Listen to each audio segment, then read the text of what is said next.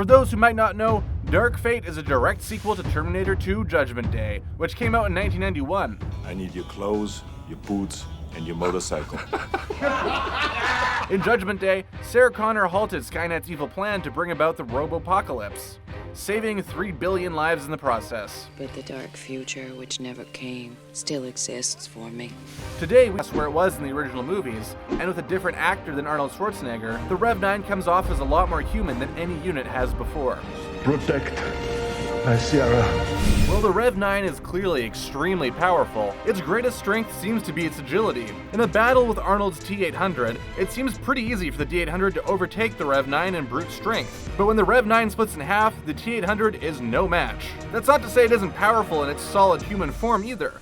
In one scene, the Rev-9 seems to even brag about how its whole body is a weapon to a handful of border security guards, as it sets off a metal detector. And then, with complete ease, it takes down an entire compound's worth of guards in one go. But then again, chances are that even the Rev-9 is no match for Sarah Connor herself.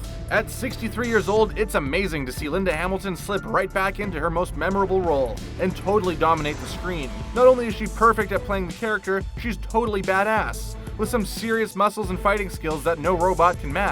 This is Sarah Connor's world, and we're all just living in it. The other impressive fighter in this movie is Grace, the humanoid cyborg sent back from the future to stop Rev-9 from attacking Danny. The fact that she is a human with robotic enhancements doesn't seem to slow her down for a second, and she packs a serious punch.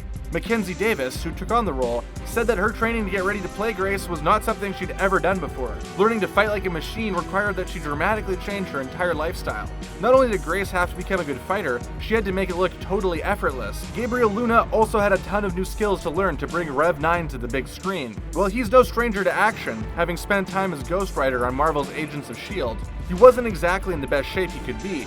Luna claims that, before he started training, he drank his fair share of whiskey and regularly smoked. But all that changed as soon as he found out that he would have to face off against Arnold Schwarzenegger. The two even worked out together, before and while they shot the film. It's nice to know that, even though they spent their days on set beating each other up, they were both there for one another when it came to getting into fighting shape. But even the most in-shape actors can't prepare for everything, and Luna actually wound up cracking a few of his ribs before filming one of his biggest fight scenes with Arnold, and he didn't even realize until a week after they were finished. He simply fought through the pain thinking he had pulled a muscle. Just something to keep in mind while you watch the unbelievable showdown between the two Terminator units. Well, the movie sets up a sequel, as they are known to do. We just can't get enough of the totally badass Rev-9 and the rest of all this star cast.